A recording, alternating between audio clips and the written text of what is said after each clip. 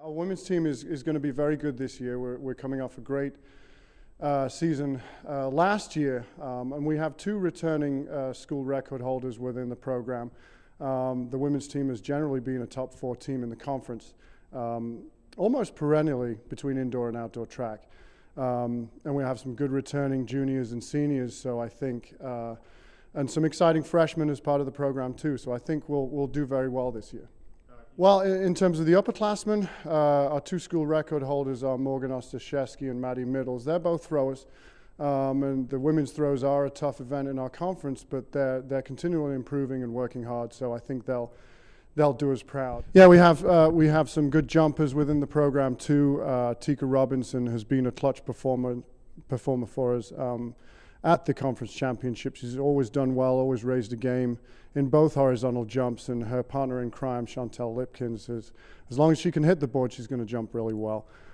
Distance runners, we have a all-conference cross-country runner, Megan Kinsella, who came second indoors in the mile for us last year. We're hoping she can come one place better. And she's got 2 juniors around her who've also scored in the middle distance events in the past, Catherine Franke and Colleen Smith. So we're expecting that they can step up their game and be with Megan indoors as well. We've added Mackenzie Doyle, who is a very good cross-country runner for us this fall, and Megan Schott, who's been at the top of the state in Maryland as freshman, who'll add depth to that women's distance core. So those are the people that we're actually going to be exciting and we're going to rely on indoors this year.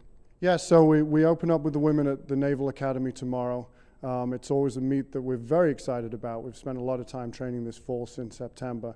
And we get the chance to open up on a $55 million indoor facility. So everyone's going to be excited. Everyone's going to be ready to go.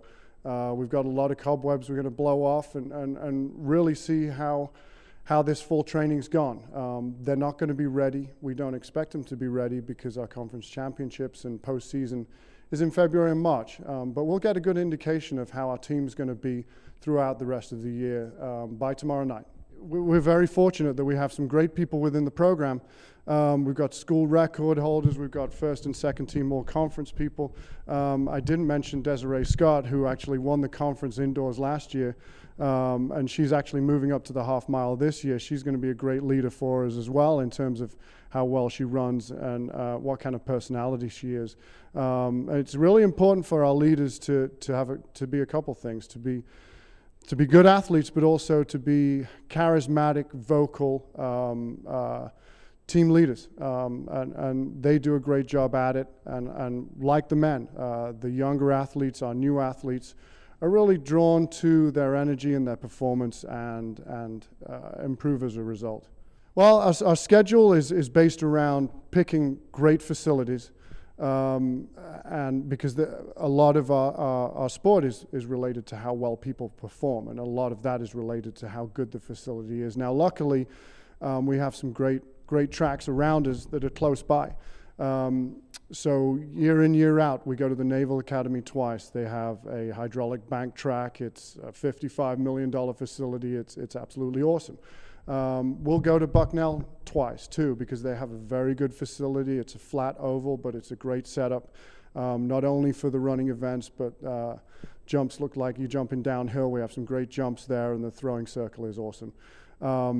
We split the team between the Penn State National Invite, which has 30 or 40 of the top programs in the nation.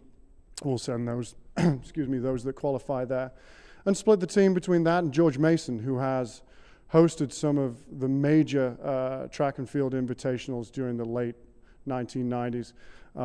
Their oval is really quick, so it's a great venue for us. And finally, our Northeast Conference Championships is held at the PG Sport and Learning Complex. For all of our members of the team who are from Maryland, they know it well. It hosts every state indoor track meet, every Maryland division of the indoor state meet.